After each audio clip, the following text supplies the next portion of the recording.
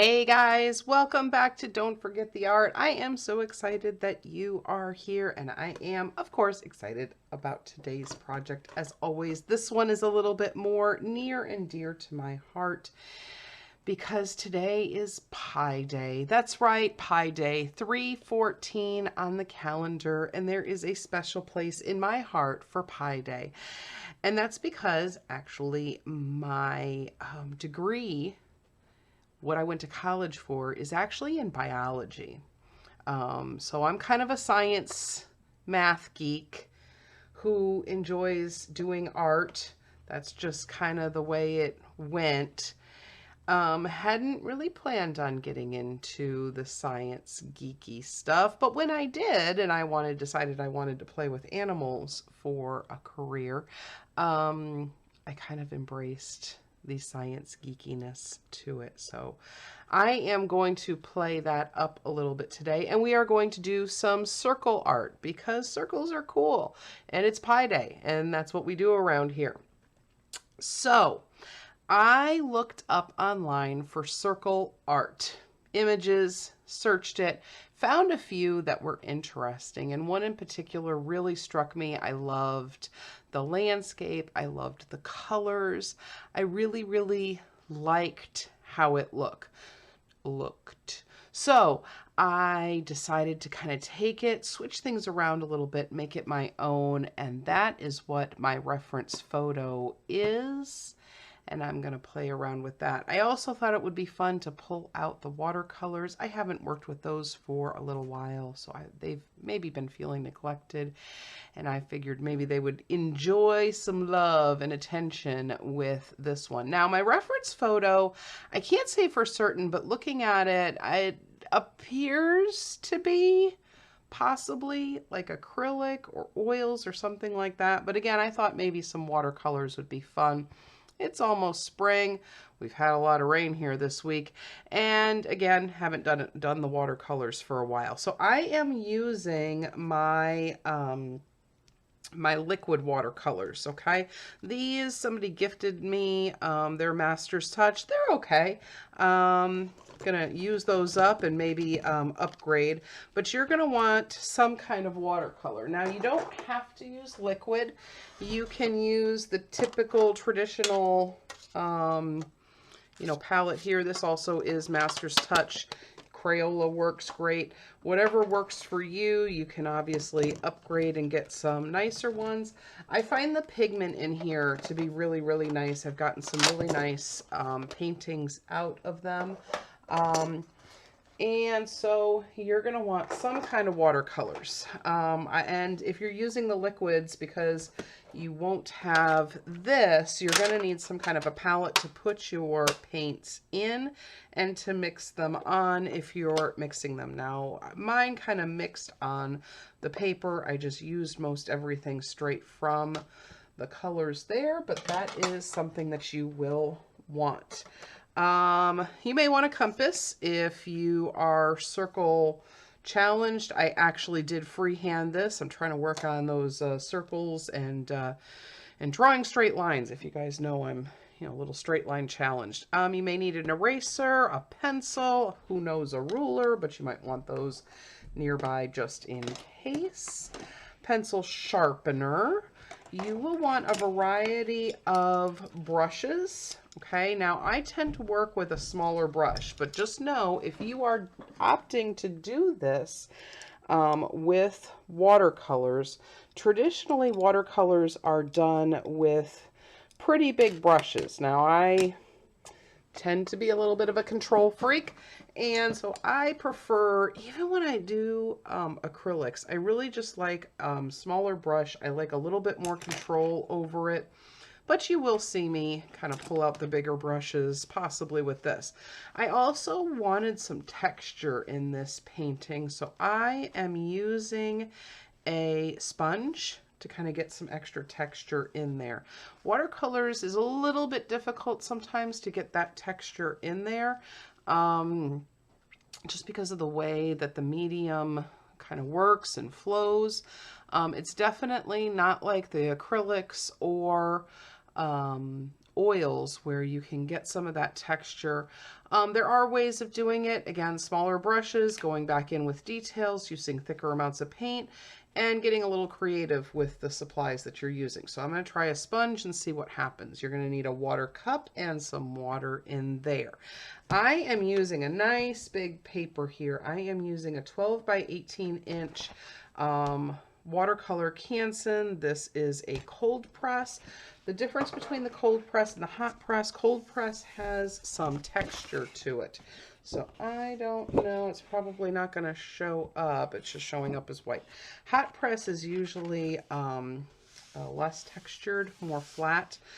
Cold press has some texture to it. I like texture for the most part. With my works and paintings and things like that. So cold press is going to give you that, but it's up to you, your choice, whichever one that you like. You're going to want some watercolor paper if you are doing this with watercolors. Now, just like almost all of the projects that we do here, you are welcome to use whatever medium that you feel most comfortable with. You know, if you and or your kiddos are interested in art and wanting to try and explore different things, I would certainly take the opportunity to try and explore different mediums. I know watercolor is one that not too many people like, okay?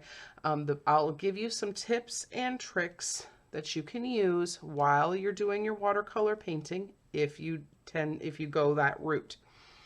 The biggest thing I will tell you is that you are going to want watercolor paper. The least that you could get, that I have gotten away with playing around with watercolors, if you don't want to use watercolor paper, would be a mixed media paper, but you're going to want it to be pretty thick. It's not going to work with the typical printer paper. Those papers are just not designed to hold water. They will buckle. The paint's going to go everywhere. It's not going to be a fun experience. If you are going to do these, even if you get a generic brand of watercolor paper, invest in some watercolor paper. They are pretty decently priced. You can catch them on sale, but it is a fun experience once you really know how to control those watercolors. Now, the other thing that I'm going to tell you that I am going to probably bring out with this one are the watercolor pencils. Now, again, I have another box of the, generic brand of watercolor pencils. These are a Prismacolor ones that I have started playing with, and I love them. The colors are amazing. I love the way that they lay down on the paper and the way that they give me a little bit more control over watercolor. So if that's one thing that you don't like about watercolor is the lack of control, I would seriously try some watercolor pencils. There's a few different ways that you can use this. If you are interested, I can do another work with the different ways that you can use watercolor pencils, but I am really enjoying these. These are some really nice watercolor pencils. And that's about it. So I am going to get my reference picture out. I am going to sketch out this picture, and I will see you on the other side. So for this piece, I started out by sketching this with a pencil. I used my reference photo and changed things around a little bit in order to make it mine. So I changed the positioning of the hill, the road. I changed around the trees a little bit, and I had originally put some bushes in, but in the end I wound up deciding to leave those out and focused more on the round trees.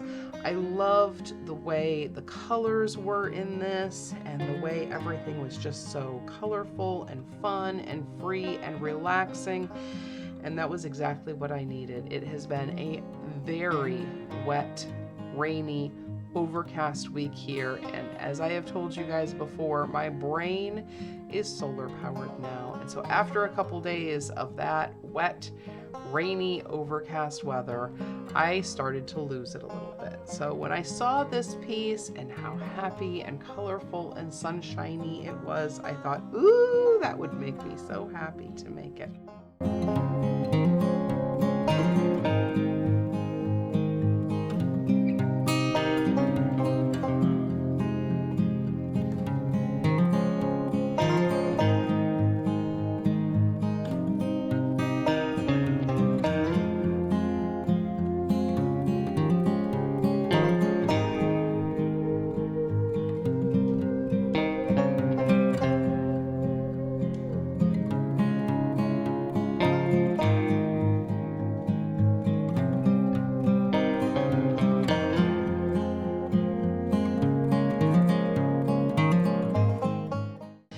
started with a yellow wash in the back to get my colors down.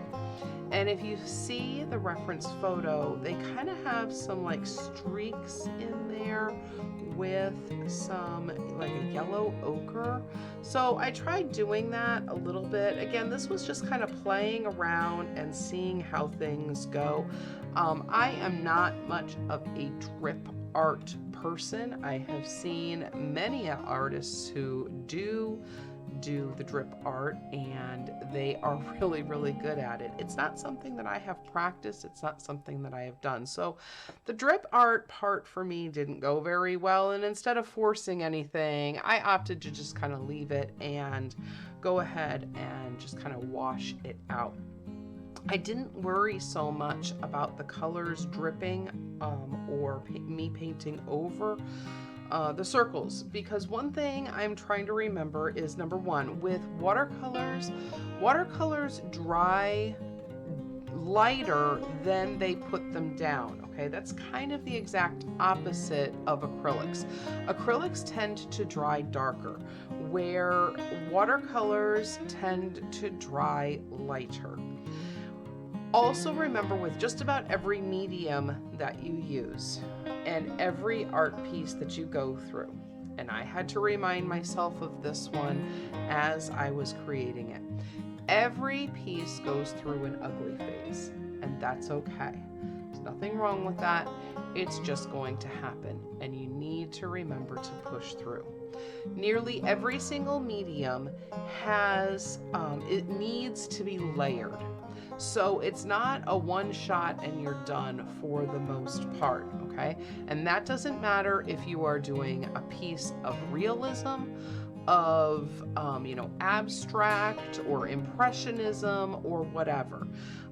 You're going to have to put in layers, all right? And even if things start looking like they're going south, don't quit, don't give up, keep moving forward, keep pushing through it, and let the piece come about. Don't be afraid to change things, move things. Watercolors is a little bit more difficult to move, but you know what I mean. Just keep sticking with it and pushing through that ugly phase, or all of that uncertainty, all of those voices in your head that are saying how horrible it is. Put some music on in the background and push through it. And that's what I had to do here. As I was going through this, there was that voice in the back of my head saying, this isn't working, it doesn't look right, I've put too much yellow on, maybe I haven't put enough yellow on, it's gonna show through, oh no, look at what I'm doing. Yeah, you just gotta push through it. Some famous artists you'd be shocked to hear and read in their letters or in their diaries how much they didn't like their own art, how they didn't think their own work was really all that good, how they had insecurities and uncertainties about their skills and talent. So for you to have uncertainties about your skills and your talent, you are not alone. It's just fear. Push through it and keep working. I'm not gonna lie, I have had some insecurities about some of my works lately. It's been a little while since I've done a lot of painting, and some of them haven't turned out exactly the way that I had hoped or wanted. It doesn't mean that they weren't good, it's just maybe not the way that I had hoped or wanted. And that can have some effect on you going through, me going through to the next piece, okay?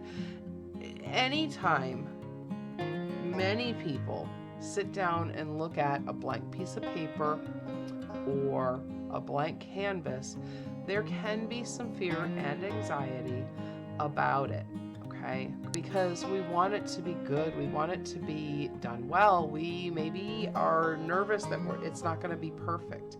And again, this is me reminding you, there is no perfect. Every piece, every painting is going to have a flaw, and maybe you as the artist are the only one who's going to be able to see it, but you're still going to see it. That's okay though. Everybody else isn't going to see it. They're going to see all of the good about it. So push through. Create something beautiful. Create some beauty in the world. I will tell you, in this piece, I made a mistake. I'm wondering if you can find it. Can you find it? If you can, let me know. I'll tell you at the end where my mistake was. But you know what? It's okay. Because as I worked through this piece, and the more that I did and the more that I added, and especially when I pulled out those watercolor pencils that I told you about, I really started enjoying and liking and appreciating how the piece was coming together. Don't quit. Don't give up. Don't get in a couple minutes, even an hour and say, oh, that's it. It's never going to look right. No, that's not what you want to do. That's just fear. Push through, dig in. You can do it. All right? Keep it simple, keep it fun, and help yourself to push through. That's the best advice that I can give you. Make it colorful, make it fun. Even if everything is going wrong, you know what? Change directions and make it something great. Maybe even better than what you had thought. There's nothing wrong with that either. And here is my final product, guys. I think it's done anyway. Who knows? I might mess around with it. I did do some little messing around with it a little off camera. And my apologies, I did forget a few times when doing my piece to turn the camera back on after my little breaks. So my apologies to that. Did you catch my mistake? It was right here. Okay, so I had flipped things around a little bit and rearranged their positioning, all in an attempt to make it mine. However, the sun is here, and so the lightest side of this tree should have been on this side. I did a pretty good job on the others, but for some reason I got so excited about the colors in this, I forgot to flip it. So it's one thing that you want to remember when you are doing your pictures is to remember where your light source is. The sun is here, the light source is going to be coming off, so the lightest places are going to be on the side facing your light source, and the shadows will be on the opposite side. I tried to fix it. I pulled out some of my pieces, but it's okay. That's your happy little accidents with the piece. I signed it down here, and so I guess that means it's done, right? I don't know. But I hope you enjoyed this. I hope you have some fun creating some circle art and celebrating Pi Day and all of the wonderful things that circles and wheels and spheres do for us in this world. Because there certainly are a lot, even if you aren't a math science geek like me. I'm sure there is something fun that you can do to celebrate the day. Hopefully you find something creative to do and enjoy it nonetheless. I hope you guys enjoy this project. I would love to see yours when they are done. Please be sure to share them with me. And if you have any questions, as always, I am more than happy to help. Reach out and let me know what I can do to help you. I hope you enjoy this project and Pi Day.